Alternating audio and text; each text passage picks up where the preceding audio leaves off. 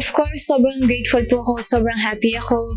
Umani na naman ng kilig at espekulasyon si Jillian Ward matapos ang kanyang pag-amin na masaya ang puso niya ngayon dahil may isang espesyal na taong patuloy na nagbibigay sa kanya ng inspirasyon.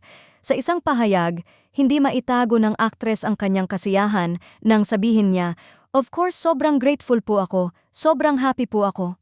Ayon kay Jillian, malaking bagay raw sa kanya ang magkaroon ng taong laging nagpapakilig at nagbibigay lakas ng loob sa kanya sa gitna ng kanyang abalang karera.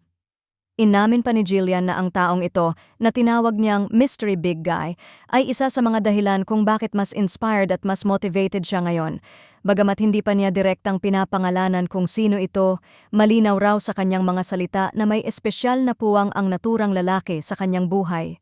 Para sa aktres, sapat na raw sa ngayon na alam niyang may isang taong nandyan para sumuporta, magpaalala ng kanyang halaga at magdala ng saya sa kanyang araw-araw. Dahil dito, hindi na naman napigilan ng mga fans ang maghinala at magbigay ng sariling interpretasyon. Agad na naiugnay ng netizens ang pangalan ni Eman Bacosa na matagal nang inuugnay kay Jillian.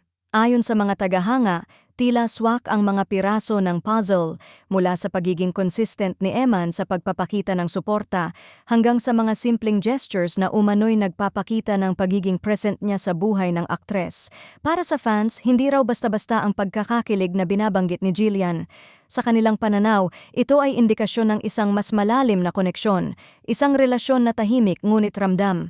May mga nagsasabi pa na kung hindi raw si Eman ang tinutukoy, bakit tila sakto ang timing at mga kilos nito sa mga ibinabahagi ni Jillian tungkol sa kanyang Mystery Big Guy. Sa kabila ng mainit na usap-usapan, nananatiling pribado si Jillian pagdating sa tunay na estado ng kanyang puso. Wala mang kumpirmasyon, wala ring pagtanggi, isang katahimikan na lalo pang nagpapainit sa intriga at nagpapakilig sa mga tagahanga.